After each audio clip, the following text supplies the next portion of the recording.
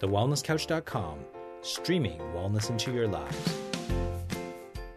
This is Up for a Chat with Cindy O'Mara, Karen Smith, and Kim Morrison.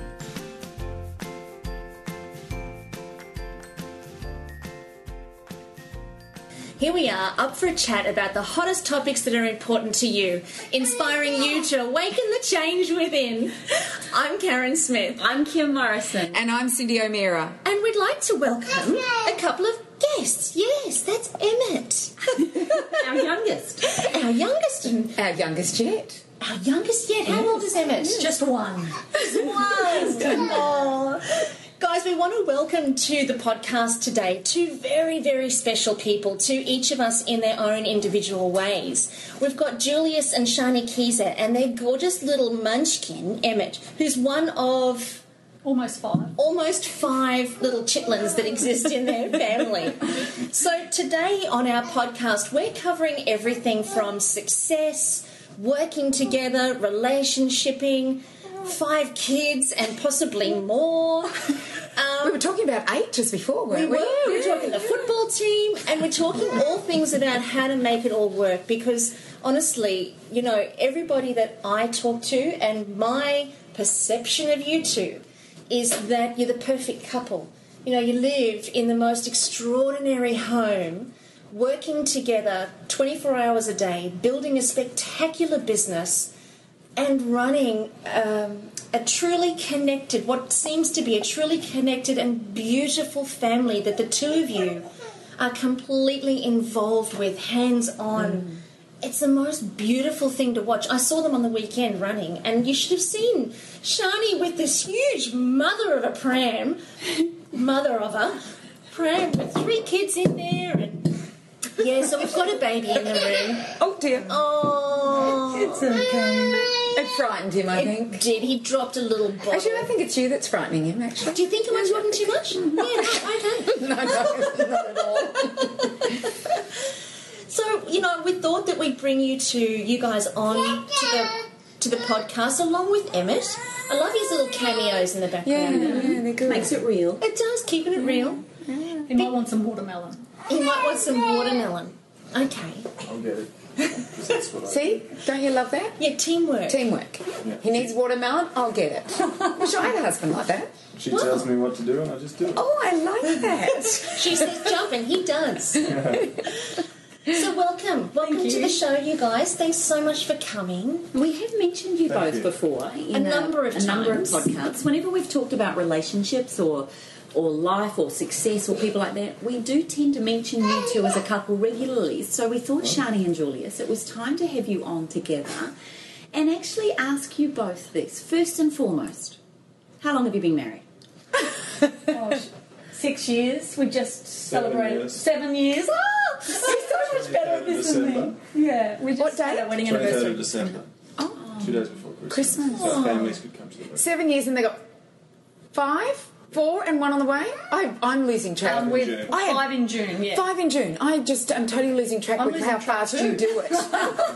I'm like 1, 2, 3. And what are their ages? Hit us with their ages, because we want people to realise, like, you've got a young family. Yeah. And Well, we've got Joshy, who's 17, so he's our big boy. And then a gap, and then we've got Alexis 3, Dante's 2, and Emmett's just turned 1, and then I'm pregnant due in July. Do you know what's causing it?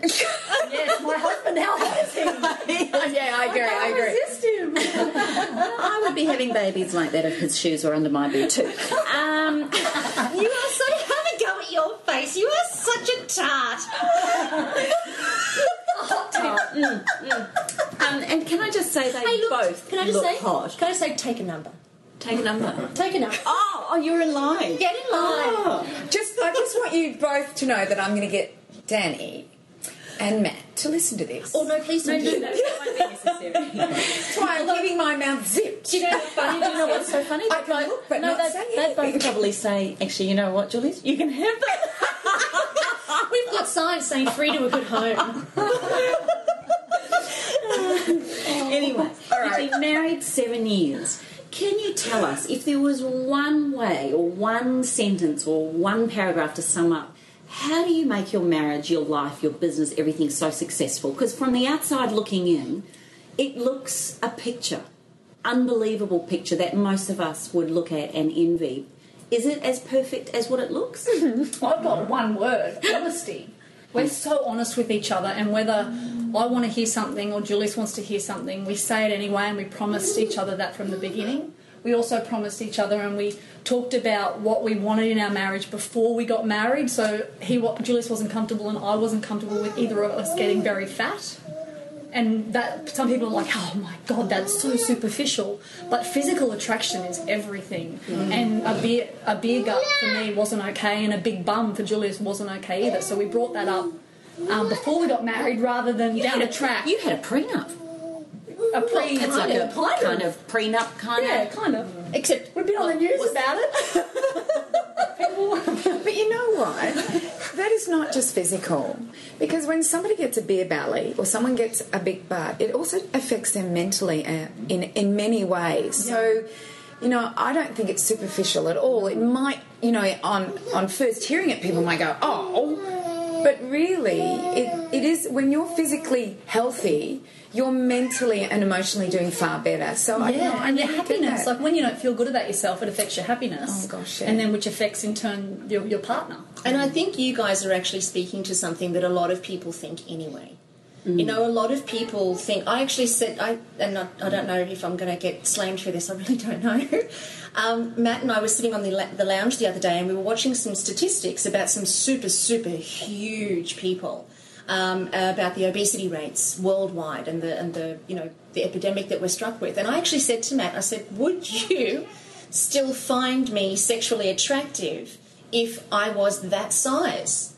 And he was blatantly honest, and he said flat no. And I was kind of shocked initially because I thought, well, love me for all of me, and it's just more woman for your money. And let's face it, I'm expensive already.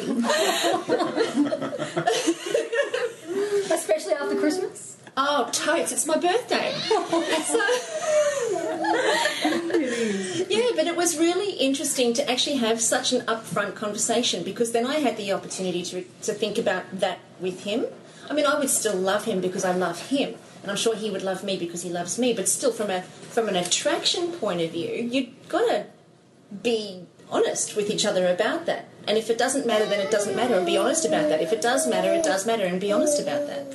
I have to tell you what my father used to say. So we'd be walking from Bendigo, and we'd be walking downtown Bendigo, and there'd be a gorgeous girl and a handsome man together, and the mother would be beside the two of them as they're walking down the street. And my father would always say, you need to always look at what the mother and the father is like, and you might see your future bride. And I don't even know why he ever used to say this, but that's what he used to say, because often what happens is that they are young and spunky and everything's doing well, male and female. I'm not just talking about one or the other. But what happens if they continue the habits of their parents, they will end up like their parents. Well, Julia says that to Josh all the time. Oh. What do their parents look like? I was going to say about girls. What's the mother look like? Because it's true, isn't it? When we're young, even if we're eating badly and not looking after ourselves, sometimes youth is on our side, and we can hide all those undoings. So the bad habits that we learn from our parents certainly become exposed. You guys have written a number of books. Fitness and health is a massive part of your journey. Where did that begin for you, Julius? How did you get into this? I think it also, if I may answer the first question with this question as well. Is it my turn? That's what I do. I wait until it's my turn. I know he does. And you're in a room with 4 women. Yeah, Good luck with that. Good luck with that. I think, from my perspective, I don't like to think that everything is I'm happy with anything. And that's not saying that I'm not happy. It's that I'm not able to compromise, or I'm not able to be satisfied with the way things are going. And I'm not happy with everything in my life, so I'm just going to keep working at it until I feel that I've succeeded in it. Marriage is one of them. Kids is the other thing. Physically is the same thing. I just want to keep working until I feel that, I don't know if I ever will, completely satisfied, happy that I'm not compromising on any little facet of that. And that's how I approach our marriage, is always working on it. How can I make it better? How can I make it better? Because it's awesome, and it's getting better and better, but it's not that where I dream of is us being 60, 70 years old, surrounded by children and grandchildren, all bickering and arguing, and just the two of us. And crying. We just had a fall. It was just a bit of a fall. And the two of us still sharing something that's unique to the two of us, so we have to work on that all the time. So sorry, Cindy. Well, just the word compromise.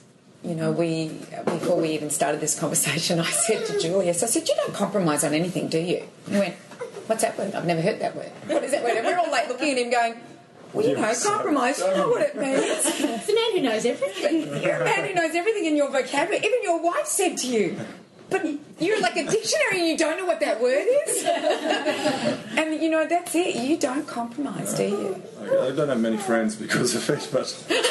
Oh, we love you. We love you. Just as well you got a wife. But I think it's really fascinating because, Cindy, a lot of podcasts ago, you mentioned that we needed to have a philosophy. And I think we were talking about chiropractic or something along those lines, and you said we needed to have a philosophy. And, you know, I think that that's certainly been one thing in the relationship that I've had with you guys is very clear in terms of your philosophy on life. And it's not... It's a philosophy of betterment. Yeah. It's a philosophy of expansion. And one thing you said to me, Julius, which I will never forget, and I must have repeated this 1,000 times. Well, actually, there's a handful of things. Let me just be honest about that. But one thing I remember you saying to me is you said, why do we spend so much time dwelling on the past and what's broken and what doesn't work? When the future is sitting right at the palm of our hands, it's right there, it's right in the moment that's coming up next. Why not just work to be the best version of ourselves in that next moment? And then once you've nailed that, then you know there's more. There's always more, there's always better in the next moment. I've just put my own slant on that. Sounds good. But that's kind of what you said. I was thinking You did. It's recorded. We can write it down. It's your byline. Take it. We'd gone for a run at the trail there in Brightwater. And Julius and I stood talking over our bonnets for about an hour afterwards. I think it was Christmas Day, was it? Wouldn't have been Christmas Day. Or was it Christmas Eve? Christmas Day. No, was it Christmas Eve? I don't know. Anyway, it was one of those, because I know you had to go back because I felt really bad. But it was a real philosophical belief about what you just said there. It's about looking for always being more and creating more, because our potential is so unknown. Yeah, well, a great example of that is if we have somebody that comes to us for fitness, it's usually because they want to lose weight. But what makes somebody into, and this is a good question for you, Kim, with your family, what makes somebody into an athlete that's a professional athlete that's different to me or to all of us that aren't professional athletes? What is it? It's just a decision where they finally say to themselves, I am. And they usually say that at a really young age and they're supported by people around them, but there are so many people who are a lot older who become professional Ironmen, triathletes, all those sorts of things, ultramarathon runners, because they just decide one day, I am. And that's what it is, I am, now. Let's just move, I am. I'm always an ultra runner from now on. Not, I'm just fat, or I'm old, I'm too this, I'm too that. I think that's what we were talking about that day. So. Another thing I want to add, which kind of ties it all in every woman around the world to be like, I want her husband, is Juliet. One of the things that you say, which is amazing, is this is awesome. It's all about me. This ties into marriage. We've got fans. We're just totally pampering Julius. It's got the right name for it, really, Caesar. Hey, clever you. That was a bit of a high five. Carry on, darling. So one of the things that Julius said a long time, like, people are always looking to be happy. They're always thinking that will make them happier, or I'll be happy when that happens, or I'm not happy with my husband or my wife. And we were talking one day, because we're extremely honest with each other, and Julius says, I don't understand why men have an affair or leave their wife, or vice versa, when really they think the grass is going to be greener on the other side, but they're going to cycle through, have that honeymoon period, then it's going to be over, and then it's going to be the same thing in a different marriage with a different person. So why not, I've got goosebumps because I love him so much. That. Why not make it work with the person that you've got first and understand that there's a journey with that, then divorce because it's not working, and then try it with someone else and try it with someone else. And hey, I love you, honey. So yeah, that is why our marriage works, is because yeah, there's going to be hard days, but you know what? Everyone has hard days, and I fall more and more in love with Julius every day because we both want to make things better. We both want to be better, and we both want to achieve every single day and become a better person the next day as parents and as husband and wife, as people as well. And you know what? that's so beautiful. I agree. I think our work here is done. Well, we never had to help these guys. They've been helping themselves. That's beautiful. But I know that I've seen you guys out in public quite a lot, and with the kids, and at a christening with your kids, and That was fun. that was, but every kid was running around, but there was always a calm between you two. I don't ever see craziness, because I was out yesterday, and I was watching this couple with these two children. And they were screaming at these kids. And all the kid wanted to do was go back to the beach. And they weren't... I watch you guys. And even if one of the kids runs off, another one just goes and picks them up and brings them back. And I just feel that, you've got it down pat, you figured it out, and you're doing a really good job. So I love watching let's it. ask let's ask it. It's year 7. What? Yeah, the We've got a itch. lot to go. What is? The itch, yes. What is that? What is it? Well, from a parent's perspective, we don't believe that we're the boss of our children. Our children have been brought to us and they're sharing a journey with us. And a lot of the times they're a lot wiser than us. I learn from my children every single day, even my 1-year-old and 2-year-old. And Josh is probably more mature than us, our 17-year-old. You know what? He is an amazing young man. Isn't he spectacular? Oh my gosh, and so is good amazing. And he is very good looking. I Young girls on agree. this podcast. Yeah. He is. And he's got a major voice in our home. We never tell him to be quiet. If he has an opinion, it is heard and listened to. We have the same rule. We have the same thing that every one of us has a voice. Yeah. That our children have a right to tell us if they think we're misbehaving, which occasionally we do. But it has to be done with respect both ways. Yeah. And I think that really, and what we do is if it's too emotional or too volatile or too upsetting because the two have had an argument or something, then the note just goes on the fridge. And every Sunday we bring it up when we're all calm and we're sitting in Sunday as our dinner time. And I tell you what, it is never discussed in a bad way when you have that space and that respect for each other. Because the other thing for me, and I don't know if you'll agree, but it's okay to be angry. It's okay to be upset. It's okay to cry. It's okay to be disappointed. It's okay to want to strive. How do we package that and how do we role model that in the best possible way to our children? And I think that's what you two, I don't know if you realise it or not, but your role modelling is one of the most exquisite tools and strategies that your children are watching and learning from every day. Yeah. I have a feeling that I always think to myself, if I am not being as great as I would like to be, imagine if I'm being televised and this is going out to the world. Is this how I'd want the world to see me? Good. And clever. Yeah, Very because clever. that's in those moments where you think no one else is watching. It's often family that we take out our worst behaviour with. So I always think, imagine if a big brother camera is in on our house. Is this how we'd want the world to see us? And it's not so much that I care what they think, but it's more about how do I stay within the realms of respect And integrity as well. and integrity. Yeah, Absolutely. yourself. Yeah. Well, that's a big one, isn't it? So let's say that we do have a camera on you two. Can you give us a typical day? Like, what time Not do you... how many times a day. We don't need that. Honestly. Well, Once a year. on Anzac Day, lest we forget. What does your day look like? Yeah, give us a day. Yeah. Well, we get up early because Alexis wakes sometimes at 4:30 and start our day. Julius will try and start work then, like go into the office and come out. We'll have breakfast together, and then at some point. So breakfast at what time? Sorry, I want to really That's understand okay. your day. At 4:30 breakfast- start. About 6. Yeah, about 6 o'clock. And sometimes we'll try and do a workout early, but a lot of the time our workout will happen at lunch really quickly. If we can do one together, that's awesome. We love to do that together. But otherwise, Julius will watch the kids while I do a workout and vice versa. And then I watch the kids while Julius works, and then they go down at about 11:30. Julius will take a quick break, come out and help me get them down to bed. And then, or if you're flat out, I'll just do it on my own. And then if Josh is home, it's even better because he's like an extra parent because he's 17. So it's chaos, but it's kind of organised chaos because the house isn't always going to be tidy, and I had to realise that at some point with that many children that my house was not going to be spotless every second of the day, and just to get over it.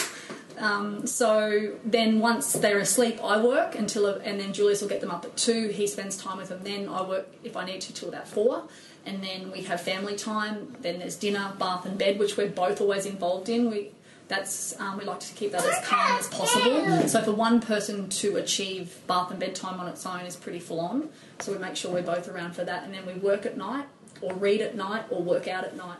Depending on if we've got a fair bit of work to do, we go back to work at 6:30 at night when the kids go to sleep, and we work till sometimes 10 or 11, and then the whole day cycles again. So this is 5 days a week or 7 days a week? Sometimes 7. 7 days a week, and you don't compromise your day. Like if a girlfriend rings and goes, "Hey, let's go and have coffee." They don't ring us anymore. They don't call you. I didn't realise, because we don't drink alcohol because, again, that's compromising on our health, and we choose not to drink alcohol. So that kind of limits us to being invited. Would you say it's compromising on our health, or it's more that we don't want to be hungover the next day? Exactly. Lose a day. Yeah, absolutely. Yeah, lose a day. But people, we don't get invited to a lot of things, do we? Because I think people almost get nervous about feeding us or drinking in front of us, and like we're judging them. It's not. We just choose to live our life. So you're not judging. It's just your choices. Yeah, exactly. And we absolutely, my family drink, Julius's family drink, but we just choose not to, and that's just makes us. It's our choice thing. And you know what? I look at you too, and I look at the way you do things, and you do things the opposite to everyone else. Like if what everyone else is doing, you run like hell the other way, I notice. Yeah, you do. And I look at your success, and I look at what you're doing, and obviously what the rest of the community is doing is perhaps not right. Perhaps we should not be drinking the way we're drinking. Perhaps we should be getting up early. Perhaps we should be not compromising on our health, on our family values and things like that.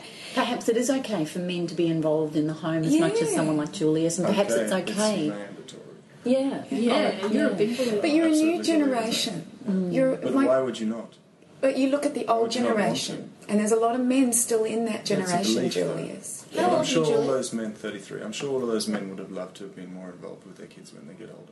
They'll think to themselves, it would have been nice rather than sitting at the pub being with the mates. And they'll try and be better grandparents because of that. Yeah, good grandparents. Because my overwhelming philosophy on parenting is it's not making kids grow up. It's I want them to be able to, when they are grown up, to choose me as a friend. And be independent as a good of friend. us. And also that it's important that they're independent of us. And that they choose to be my friend. It's not an ownership system that seems to be this old school way of thinking about kids. So where I did you might get... mess them up. They're all young, so we'll see.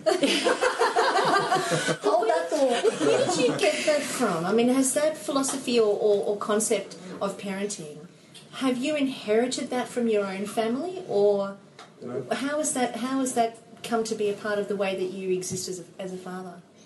I guess, like to think about things a lot. You are a deep thinker. Yeah, and that's just something I noticed with friends and with coaching rugby teams and that sort of thing. You get the vicarious parents or the show parents who are more living through their kids, or they see their kids as an instrument to their success, not somebody that they've been blessed to have in their family and in their lives. Because a lot of people can't have kids either, and that's another thing. But you see these people just almost abusing these children, and they grow up and they carry that stuff. Because I carry stuff from my childhood, not that I was abused or anything, but I still carry stuff from my childhood. We all do. And it's so important to me that these kids, when they do get to my age, they have no issues that I've given to them. Whatever they get from whatever their choices are, that's their stuff. But I don't want them to have any daddy issues. I just want to be their mate. That's all. Who writes the amazing stories that I read in, like, your Monday Motivations and your books, and who comes up with those amazing... We both do. Do you both do you? Well, we always talk about great ideas. storytellers. Well, first of all, explain what your business is, so that people can understand why I'm asking this question, because I love your stories. Yeah. We just spew out of our heads onto paper and people buy it. That's pretty much it. Well, tell us what your business is, where it started, and what you do, and where you want to take Julius started it. in finance and hated it. You did it, but you just felt dirty with it. You felt like...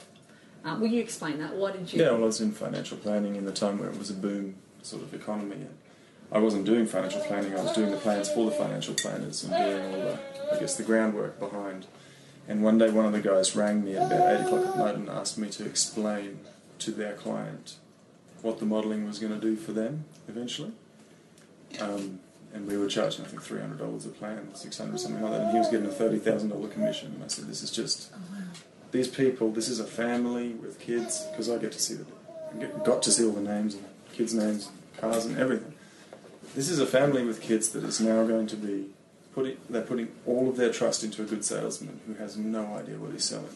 I don't want to be a part of it anymore. It was an amazing business we had. We were making so much money, but it was a big thing to throw away. Sharny just started the gym, and so I just jumped in there with her. So you were together at this stage, and you were doing the gym. Well, I was in radio and left to open the gym, and then shortly after that Julius came over and we ran the gym together, but we wanted to increase our family life and have more kids. So we decided to start working out a way that we could work from home together and build our family and really work at building a successful legacy and stuff for our children. So, yes. You have a big voice in this house, don't you? So, yeah, that's how it kind of started the transition. And we had the one point you know how there's always a catalyst for change? The one point we had the gym and we had a trainer that just before Christmas, Alexis was 3 months old. This is our 3-year-old. Took 40 of our clients and started his own business. So it was $6,000 a week off our bottom line of our gym. And that was a point where we were like, wow, we've got to work out another way for us to have ongoing income without that just happening so fast.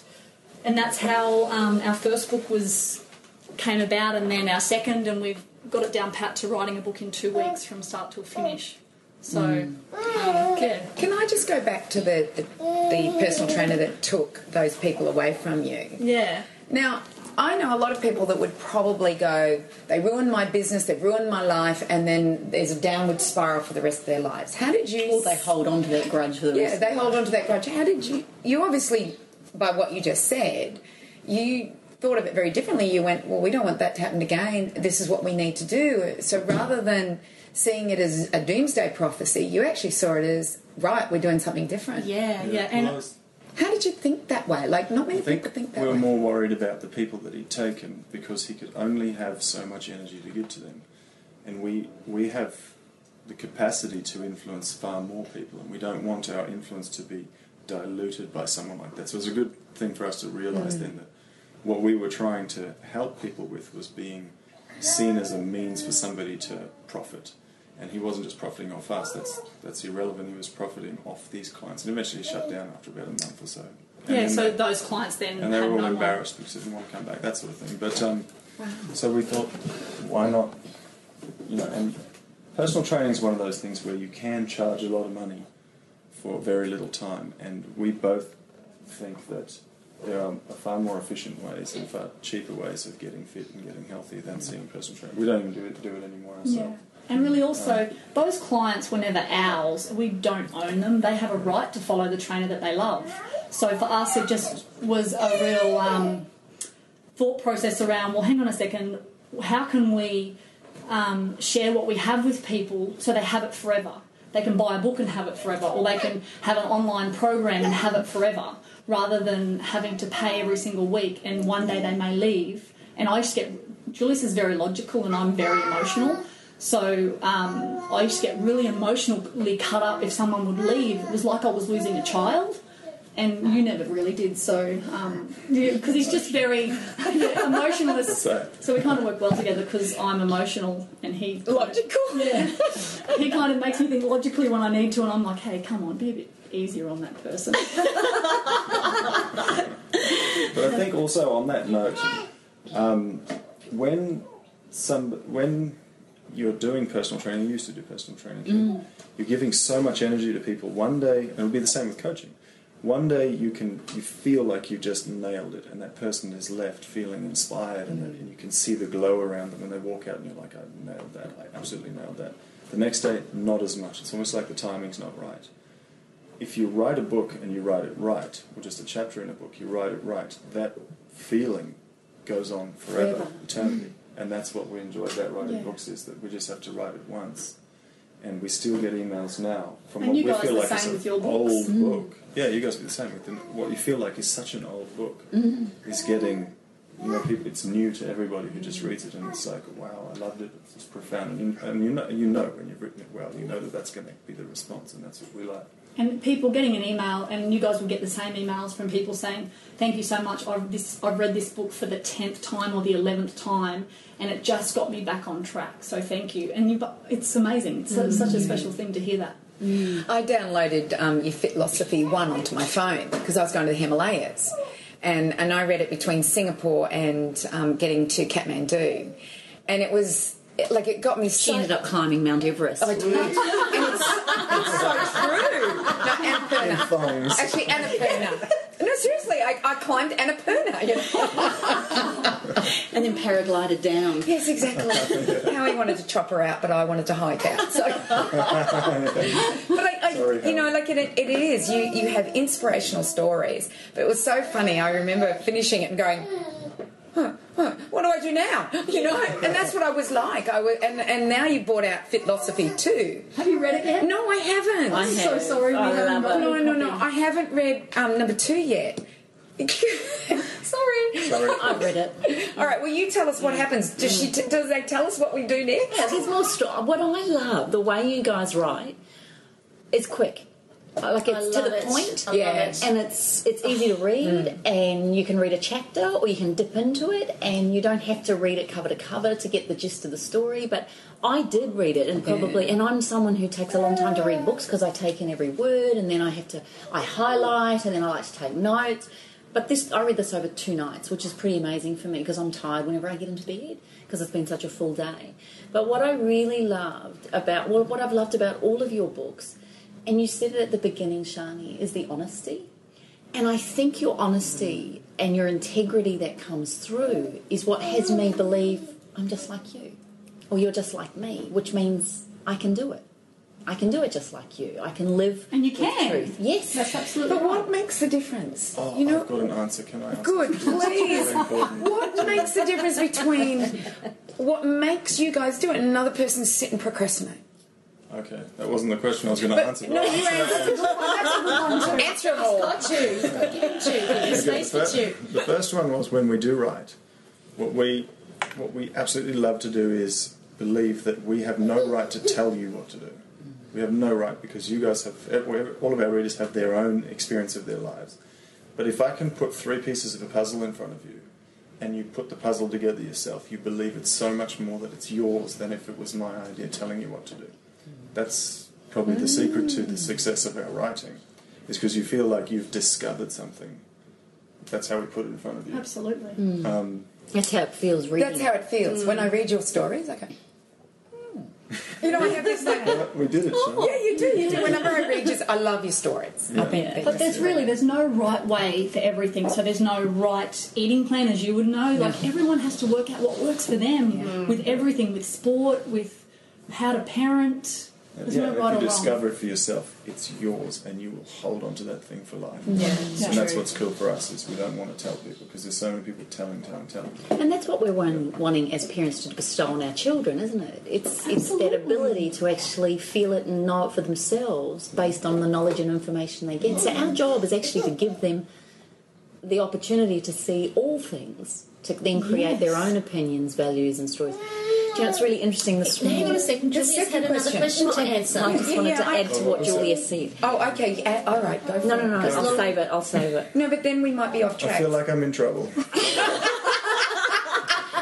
I'll save it. Just remind me peanut butter. Okay. You're allergic to peanut butter, you'll remember that. Yeah. Okay, and the second question was, how do we write a book so fast? Yeah. What How do we just do it? makes you do it, as opposed to somebody talking about it for 20 years? What makes you guys live an uncompromised life, as opposed to someone who compromises everything? I want to know what you think it is that has created, and I watch you put these books out. You know, I'm picking up all the books. We still haven't talked about all the books, but I watch you put these books out. And I watch the way you market it, and most people couldn't be bothered. So what's the difference? Yeah, that what's makes the difference? Sharny. We're probably I both like different that. with this, maybe. Sharny does this. She is amazing. She really will not stop when it comes to promoting or marketing or PR and stuff like that. But it's She's- even, I'm not it's comfortable, even what you've done in your exercise. It's everything. It's not just Yeah. one thing you do in your life. It's how you do. One thing is how you do everything. And one of the things I'm not comfortable with is being a gunner or saying I'm going to do. I'm not comfortable with that at all. And maybe that's what drives me to make sure that everything that I do has integrity and I'm moving forward and I say what I do what I say I'm going to do for my children, for everything. And when Josh was 10 one day, he said to us, which changed our not changed our parenting, but really it stuck with us, is he said, please, I hate how you break promises to me. And even to this day, we thank him. We say, thank you, Josh.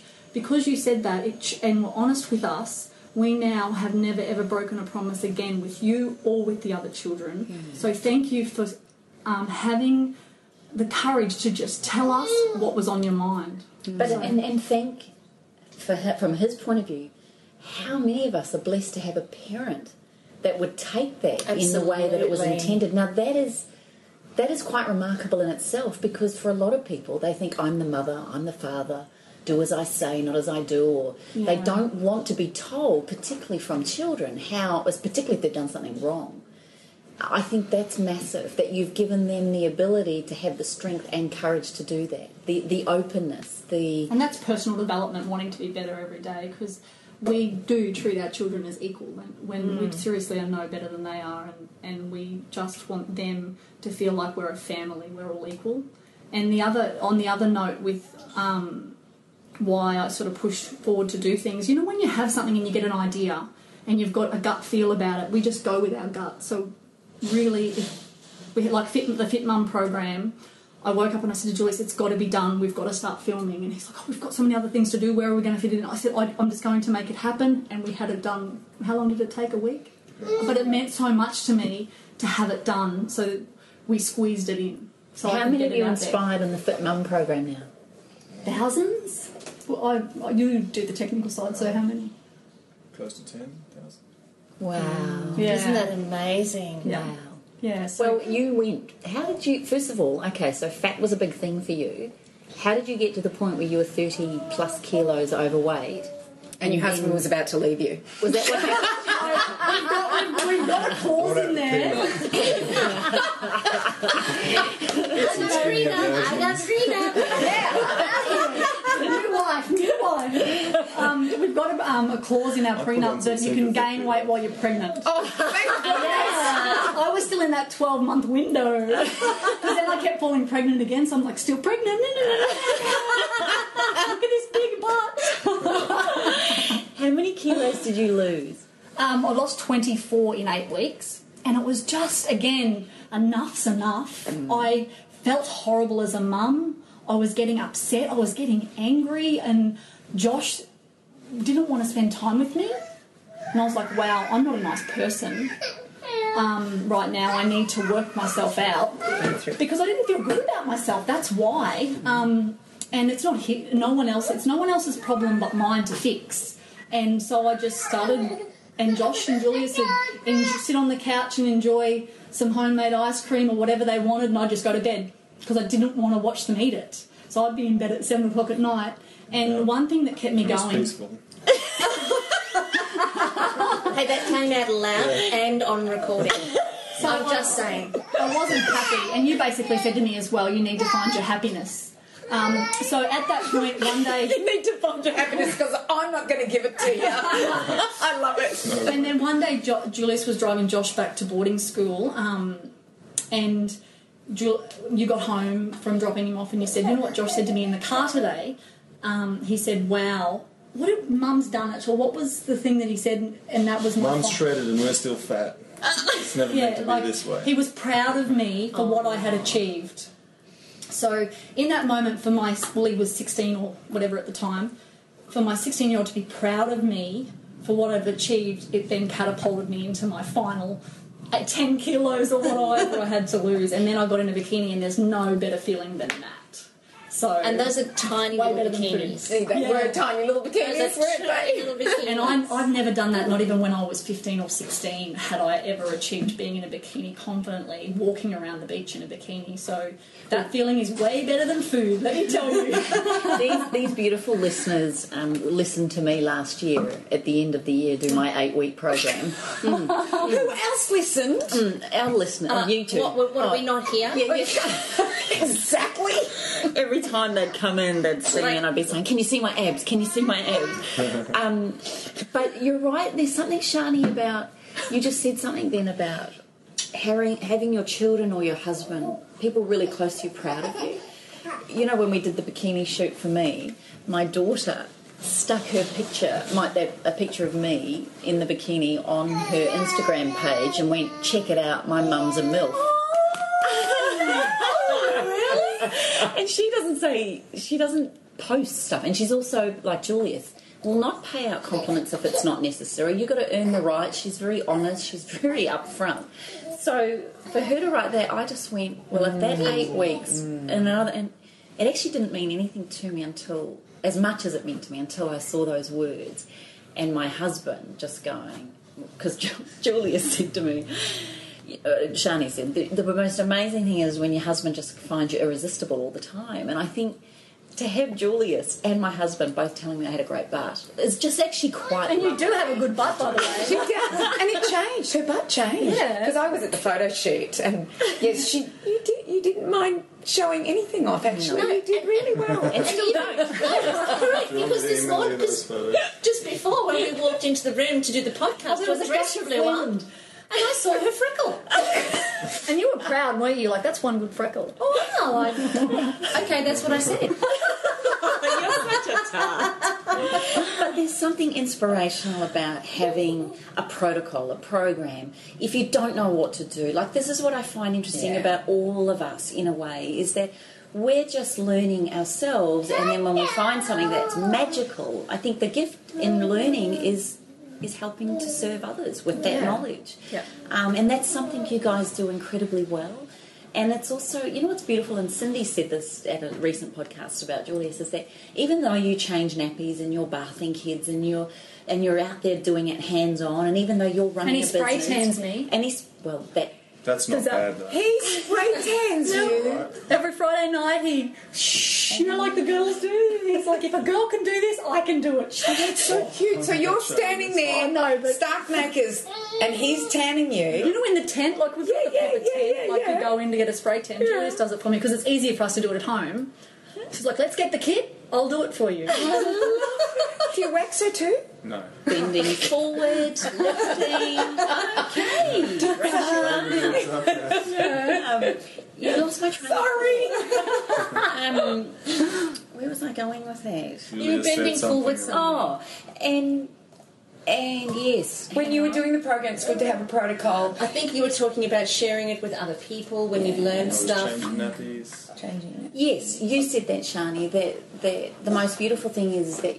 No, Cindy said me. was that Sharny and Julius are an amazing couple, but the beautiful thing is that there is definite femininity and there's definite masculinity. What we're saying is it's not unmasculine to change a baby's nappy. In fact, it's more romantic, it's more beautiful for a wife to have a husband help in that way. And I'm sure in the same way, it's just as beautiful for you to see your wife get fired up with PR and marketing and running and owning something like a business. So what is your secret to that? How do you not take offence or feel intimidated by the other? Or does that not even enter your vocabulary? And if someone's listening to this who's got a husband that feels overpowering or a wife that's running the roost, what would your advice be? It's a very good question. And I think when Shan says that we don't compromise on that at all.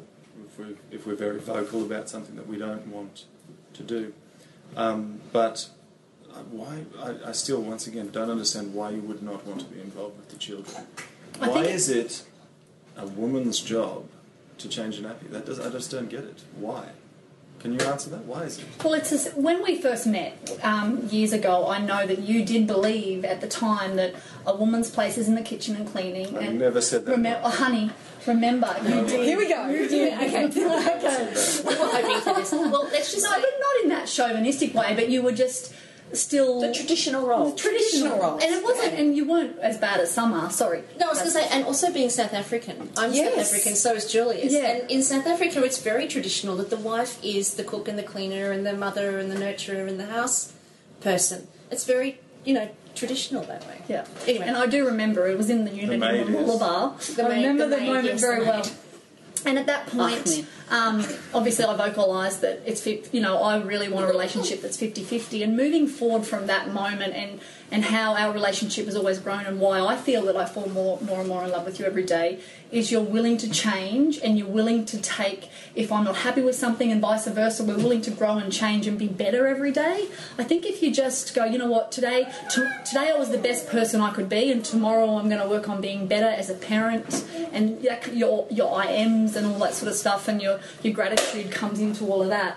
But I think if people can just work on being better instead of just sitting dormant and being comfortable with where they're at, just happy to grow every day. And Josh is the same. He wants to grow because he's around us, and each of our children want to be better every single day. So what would you do then if you made a comment before, I just want to bring it up again.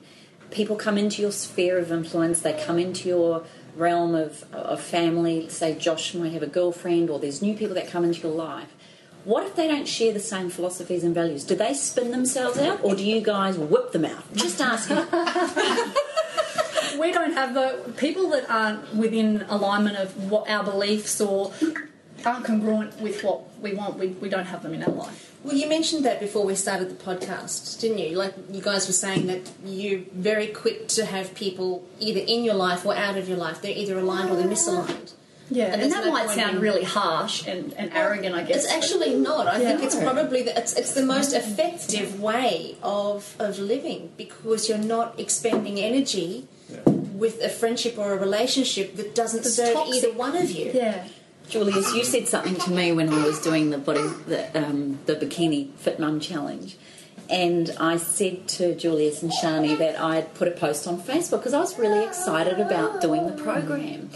And I did it to become a better version of myself. And who says at 45 years of age you can't wear a bikini? And why can't I? And I was so inspired by you both.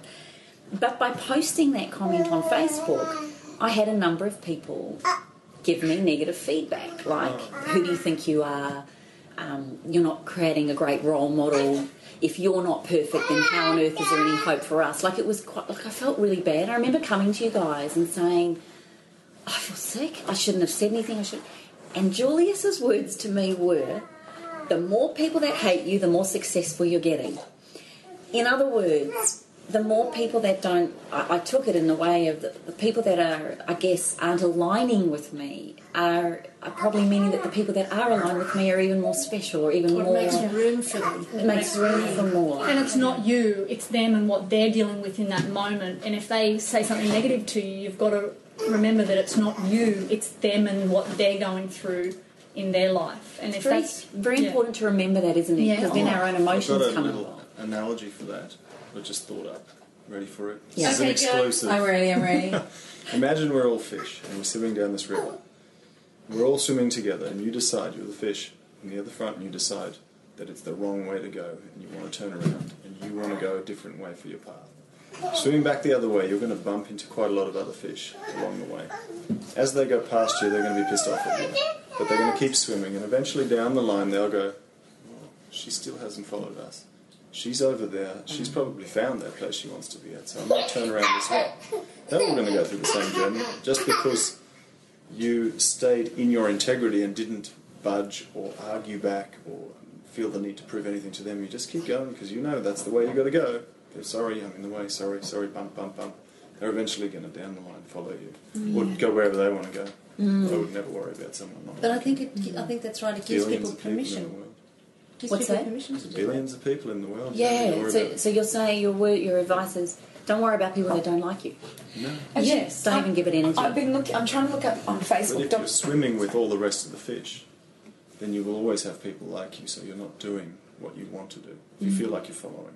I mean, some people, they enjoy following, but for us, we've never really liked following just for the sake of following. If you know that there's a different way for you to go for it. You will piss people off because you'll be bumping into them. And they'll see themselves in you and they'll realise that, oh, geez, this if she does this, so you're already skinny. If you lost more weight and got a bikini body, what's it to me? I'm much fatter, I'm wearing clothes to cover my bits, and you're now wearing bikinis to accentuate your good bits. How am I ever going to get to that? They'll eventually do it. And actually, what's interesting is or not. That's a choice. And that's their choice. Yeah. What's interesting is I was walking yesterday and I saw 3 people greet each other. So 2 very big women and another woman coming up the beach in a bikini looking fantastic. And the 2 women that are coming like from the walking track towards her say, "Can you get any more skinny?" Oh, yeah. Did she say, "Can you get any more fat"? Well, do you know what? But you know, isn't that true? But it's true. But, Julius, I thought exactly the same thing. I thought, how come you're allowed to say that she's skinny when in actual fact she looked fantastic? But if you say to somebody, "Well, can you get any more fat?" Yeah. You are a total, oh my gosh. He would say that in public, though. I know he would. No doubt. Did you see that there was no delay in thinking about people think this. Yeah, and But I they use just, it as a put down. they do. Can you get it? She looked amazing. She was in her 50s. But I've made looks a like philosophy spunk. since I was in my 20s. If I see someone, male or female, that looks amazing, I You tell say them. them. Yeah, you do. I tell them. Because I don't hear it enough. No, it's because you're confident with who you are. Is that what you think? Yeah, I do. And I also, one of the most common emails we get and posts we get from people is them getting picked on because they're having a salad at work and they're saying no to the pies or whatever stuff that come in. Some people are embarrassed to take a salad to work because of the shit or the slack that they're going to get. Jack Cruz, who I absolutely love, he's an American neurosurgeon, and he writes on Facebook, he says this: "Liking me is not your job, it is mine. I have to live with myself and you with yourself." Nice. So, And then he says, "Night." He does this every night. He'll go, "Night," and I'll go, No, don't go. But liking me is not your job, it's mine. I have to live with myself and you with yourself. I just think that's great. Who cares? yes.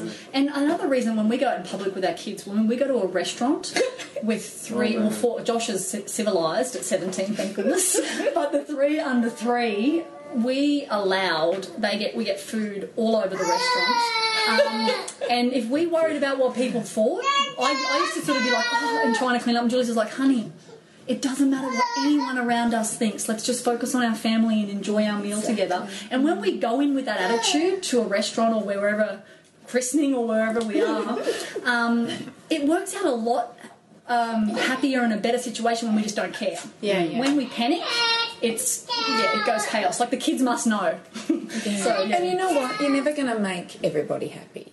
So try and make yourselves happy because that's who's important, not the person that is next to you at a restaurant that's having a narky time because of that. I reckon that's what you 2 teach the most.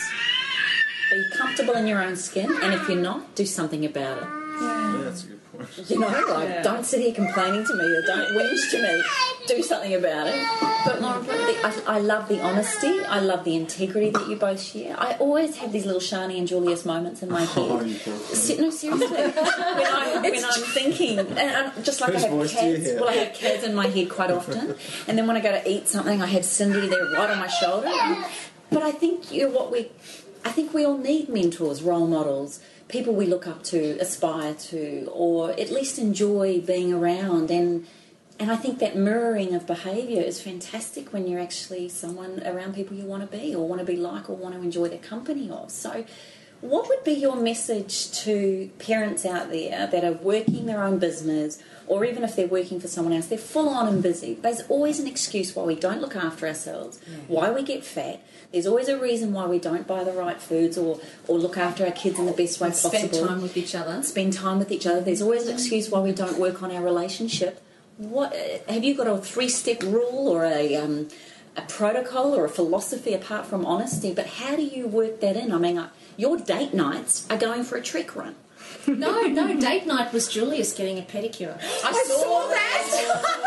I cracked up. I went, and I couldn't believe you said it to Josh. It was perfect. Just for the listeners, Sharny sometimes posts on her Facebook page that they're having date night, and often you'll see the 2 of them going for a trek through the hills, or like their idea of a date is actually a beautiful time out working their beautiful bodies and enjoying each other's company.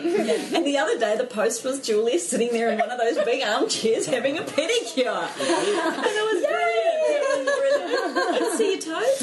Yeah, let me see your toes. Oh, they're so And the guy said to Julius, would you like some colour? nice colour? And he's like, no thanks. Feet went out and he left. So yeah, what would your advice? We probably have a strategy different for us answer be? to each, so I'll let Sharny answer first and then I'll see if I can better it. Competitive, They're not competitive much. No, are they? not at all. Well, for us, it's just there's no such thing as can't. You can achieve everything. You can fit everything into your day. Your day may not go the way you've planned it to go, but you can still achieve everything in your day. And there's a lot of wasted time. Well, people have time. This is you. People have time. No, as in you say this all the time. You don't do this.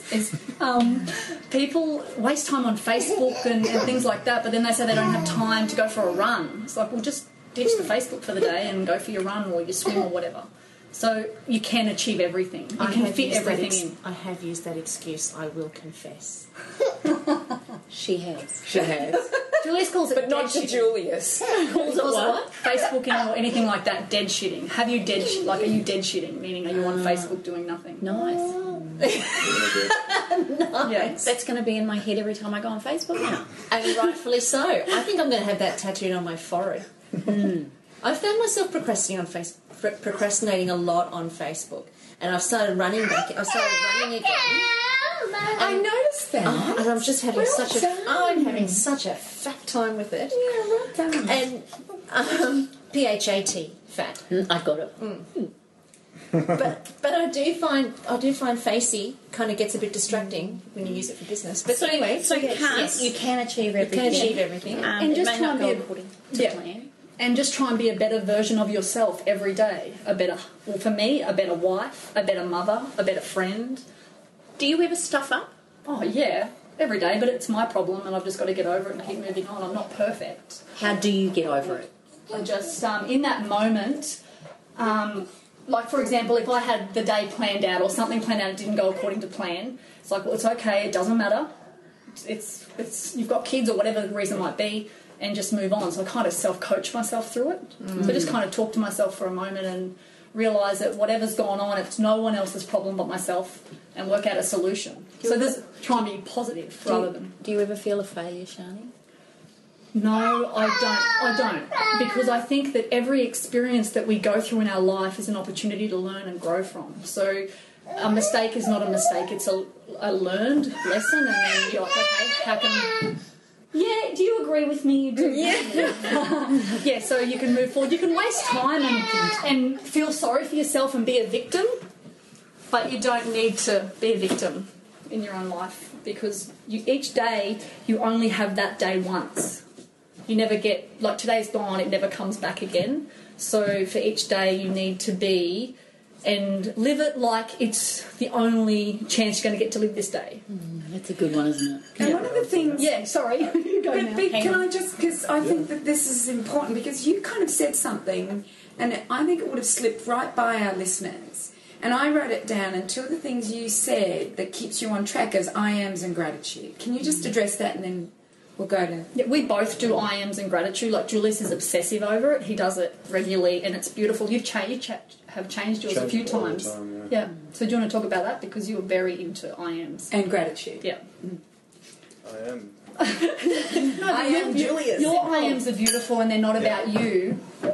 No, you're right. They have gone from when I first started doing IAMs and heard about them, it was in a business thing, and they were all things that I wanted. So I am rich, I am powerful, I am influential, and all those sorts of things. And then it became more about the person I was. So for me, one of the things that I've always wanted to do, and I haven't yet, is I am physical perfection. It really helps me when I'm running, or when you're starting to get to that point where it really hurts, is to keep repeating that in your head. I am physical perfection. I am physical perfection. That's all. That one is still there. One of the top ones.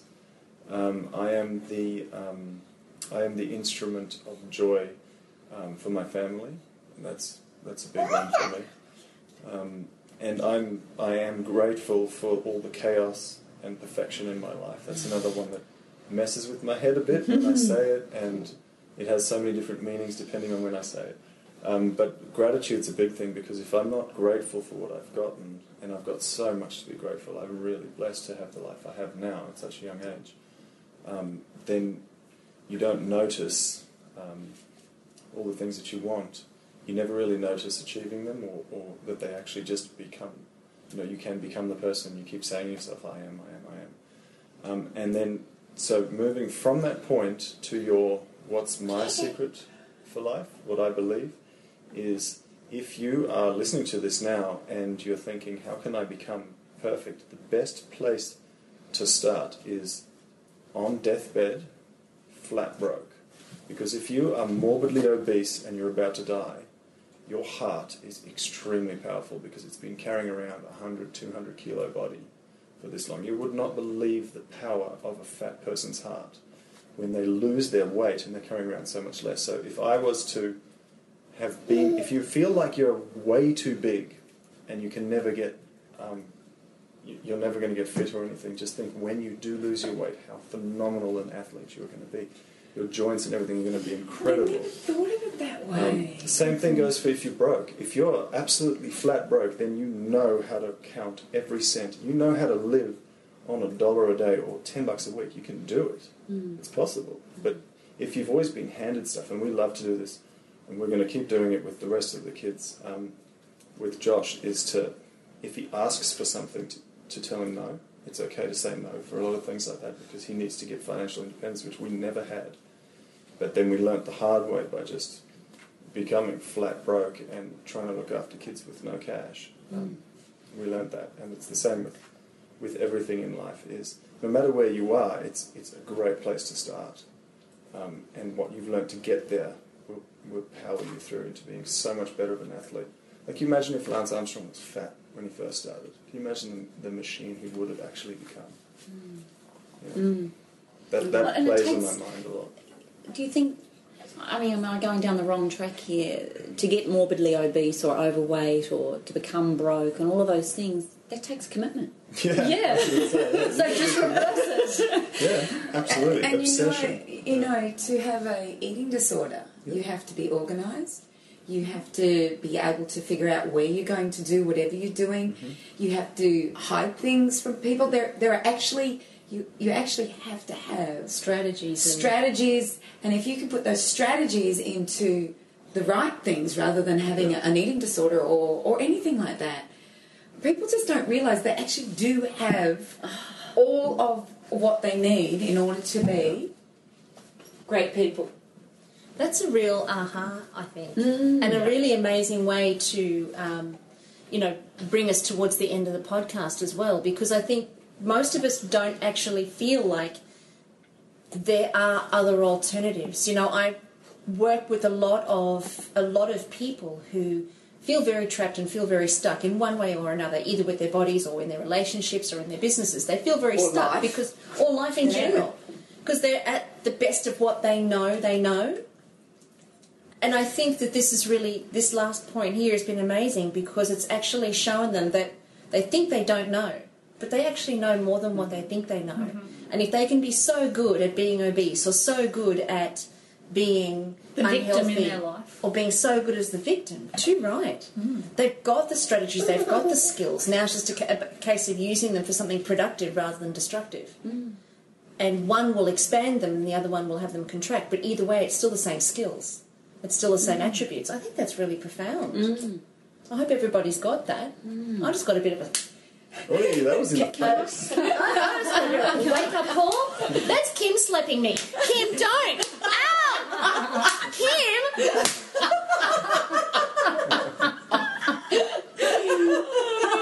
I was slapping myself. That really hurts. Well, just before Karen closes, I just want to say, the three of us salute you. Totally. Absolutely. We admire you, we congratulate you, we respect you, and we are really, really grateful for your knowledge and the impact you've had on all of our lives, and the way you allow us to continue to grow and be. And you have no idea the impact you've both had in my life personally. And I put on my bikini yesterday while I was at the beach. Boom, boom. And after the day that my son said, Mum, there's a lot of men looking at you. And he goes, some of them are my age. And when I walked in here today, I didn't even reckon, we were in the car pulling up, and I thought you were Cindy's daughter. I actually said it to Julius. Oh. Hello. But it's not the look that's really hit me, it's the feeling I've had. Yeah. Every day now, people have been saying to me, what are you doing? And I share every day my workout that you guys taught me how to do at home. And now other people are now wanting to do the program or looking at the HCG or wanting to run again. So your impact on me has created a ripple effect in my community. And for that, I really want to say thank you. Oh, thank you. And we think you guys are amazing too, by the way. Yeah, you have to say that. Good work. There'll be $50 in it for both of you. So I think that brings us to the end. But what I really want to do is I want to point all of our listeners to sharnyandjulius.com.au. Or just .com. Sharny and Julius, SharnyandJulius.com. Sharny and Julius. And you can also find them on Facebook as well. There's an amazing story in their first book, Fitlosophy 1, that Julius wrote. That's what I'm in, isn't it? Yeah. It's amazing. It's amazing. That's really amazing. That's really fabulous because that's the one that I'm in. Was she funny? Yeah. No. Actually, no, in this one I wasn't. No, but I'm not going to... It's like those two fatties on the side of the road. Oh, she's amazing. I love it. I'll write a chapter about you. Don't worry, you'll be in the next one. But I was going to tell you guys about the story and the transformation that Julius facilitated for me personally.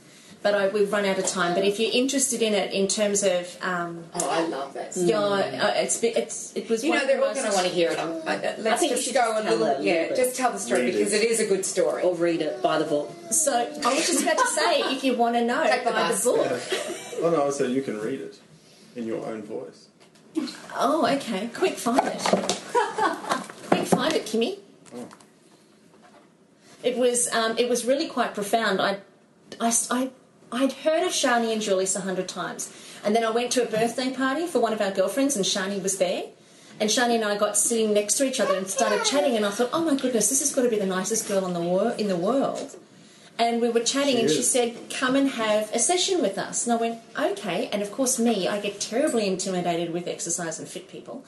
So I went, okay, cool. So I went along, and then Julius comes out, and I'm really scared. He's so pale. It's so funny. He scares so many people because he's so big, but he's the biggest teddy bear. Yeah, exactly.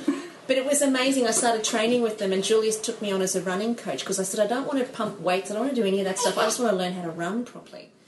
And knowing that was the way in, Julius taught me how to run without hurting myself. The biggest problem that I had at that point was that I would pass out from my brain injury, from being in the Bali bombing. We all know that. We know that that's what really happened, don't we? Her brain injury? No, we know what's happened now. Don't forget it. It's just an inside joke. Sorry. Right. Okay. Yeah, Is it? I get it. It's because she passed out because of how hot Julius is. Yeah. I thought they were giving you a shit about being I think they did. Yeah. I think they did. They're hard. They're nasty. No, I wasn't being nasty. No, I'm I was joking. being nice to Julius. I'm joking. I got it. That's it. Go on. Okay. Oh, now this is so sweet. Here he goes. He says, the happiest adult I know is a lady called Karen Smith. Look at that. Karen's life story reads like a Shakespearean tragedy. After her fiancé committed suicide, she went to Bali with her two best friends to cheer up. While there, she survived the Bali bombing, only to wake up to the news her best friends had both died, and she had a partially crushed skull. She has always wanted children, is amazing with children, but has had her ovaries removed. Karen has every right to be depressed, she's not. The most depressed person I know is a man called Damien, and his name's been changed. To the outside world, Damien is the epitome of success. He's wealthy beyond our wildest dreams. He has a stunning wife who loves him dearly, 3 kids who are high achievers, and a career that sees him pressing flesh with the most influential people on earth. Damien makes a living practicing an art he loves, and he's good at it. But Damien hates his life. Why?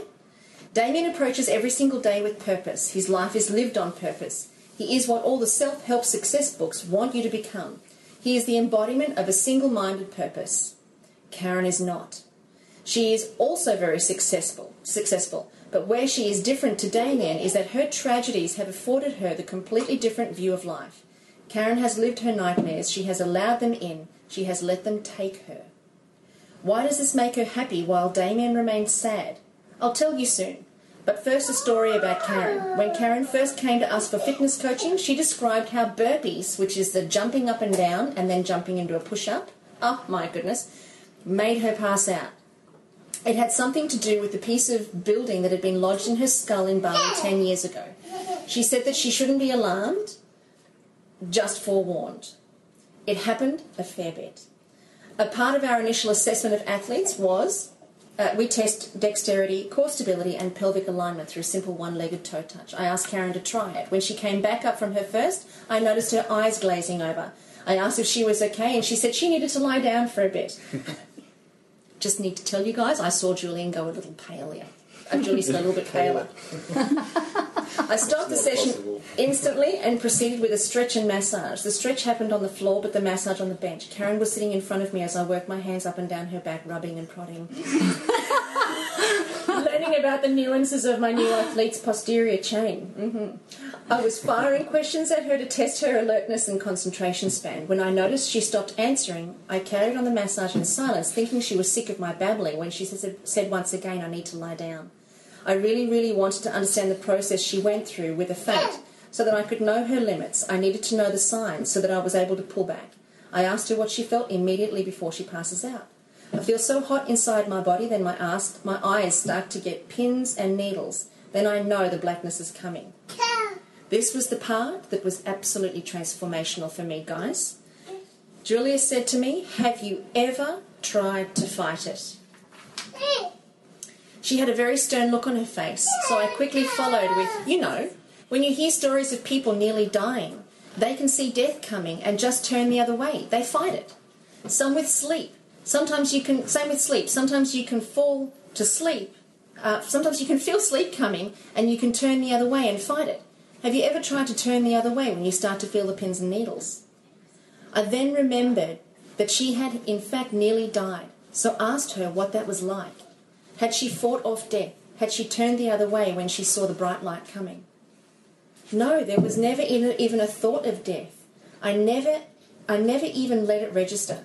It wasn't planned or on purpose. Thinking back though, I now know that I just didn't have any belief whatsoever that this was the end. And no, I haven't tried fighting it. I just accept it and let it go. I could see she was internalizing. She was talking more to herself than to me. She was analysing herself. Now, I'm not going to go on with that because I'll keep reading for ages. But, guys, I want to tell you the rest of that story is absolutely extraordinary in terms of Julius, how he got me to really go inside in a way that I had never even entertained in 10, 11 years. I'd never considered that there was a possibility in me that would prevent me and my body from checking out when it all got to a point where I couldn't cope. I never believed that that was even possible. So much so to the point that since that day, and that was over 12 months ago at least. Yeah, probably longer. 2 years? Yeah, that was written 2 years ago. Yeah, because I read that, like I said, November last year. I read that November last year. Sorry, I was playing with the child. Under the desk. Under the desk. Well, I can say to you, it's been 2 years since I've passed out. I've not passed out since the day that I nearly passed out on your lawn. So what, in relation to the listeners, what are you doing in your life, or what is holding you back in your life, or is your limiting belief in your life that maybe you could change from today just by choosing to change it? And by giving yourself the actual option that fighting is an option.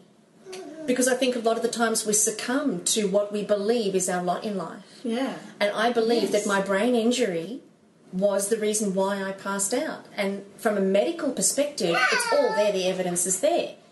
So I naturally just went with that, and when I got to the point of not being able to cope, I just naturally checked out. Now, I never gave myself the option to believe that the opposite was even possible. Given Julius's support and help, and he actually took me out the front, made me do a burpee, and he said, look, if you pass out, I'll catch you. You'll be fine. He's so caring. Yeah. Not at all. And you know what? His unemotional way of handling me, because most people, when it came to passing out, were on eggshells around me. Julius was completely unemotional, completely unaffected, completely unconcerned and scared for me. He just said, nah, don't worry about it, we'll do it, and if you hit the deck, I'll catch you, don't worry. I won't let you hurt yourself. And I went, okay, well, somebody here just doesn't care, so why not just give it a go? It's almost like there's just no such thing as status quo with you two, is there? None. There's no status quo. None. Everything's a choice. Do you know, I think it's the US military, one of their divisions, their motto is winning is a decision. I think it's something like that. I'm sorry for any American war heroes if I got it wrong. But it's, if you think about that, winning is a decision. Losing is a decision as well, but you have to actually choose to win or you choose to lose. It's not something that happens to you. You don't get beaten, you choose to be beaten. Or you choose to win. And I think on that line, there's a line in the Australian Army, or it might be the Army worldwide, is improvise, adapt, overcome. Yeah. So, like there's always choice, there's always action, there's always a way to look at something differently no matter what's thrown at you. And we always think we're trapped. This is the amazing thing. We always think that we're trapped, although we probably don't use those same words. So many people are in relationships that they don't necessarily thrive in, yet they don't do anything about it. So many people are in jobs or in businesses that they're not thriving in, yet they don't do anything about it because they'd rather the devil they know than to go somewhere that's unpredictable. So many people are in bodies. Absolutely. Yeah, That they think that they can't change, they were born like that, or their mother's like that. Big boned is a I good love one. this one. I hate running. I'm not a good runner. Yeah. Tell that to the little girl in the wheelchair. So thank you, Sharny and Julius, for joining us on today's podcast. It's been an absolute treat. We have loved having you on the podcast with us. So listeners, if you want to know more about Sharny and Julius, go to their website, sharnyandjulius.com. Now, also, we want you guys to comment on today's podcast. We want to hear what you think about their rather staunch views and their ideas on weight loss and family and love and relationships. Tell us everything. We want to hear from you. So go to Facebook, allthews.facebook.com/up-for-a-chat, or you can also reach us on allthews.thewellnesscouch/up-for-a-chat. So thank you again for joining us and listening in this week, and join us here next week and become part of the ripple effect that's changing the world. We're going to see you on the ride. This has been a production of TheWellnessCouch.com. Check us out on Facebook and join in the conversation on Facebook.com/TheWellnessCouch. Subscribe to each show on iTunes and check us out on Twitter. The Wellness Couch, streaming wellness into your lives. Whilst the Wellness Couch presenter endeavor to provide accurate and helpful information to their listeners, these podcasts cannot take into account individual circumstances and are not intended to be a substitute for health and medical advice from a qualified health professional. You should always seek the advice of a qualified health professional before acting on any of the information provided by any of the Wellness Couch podcasts.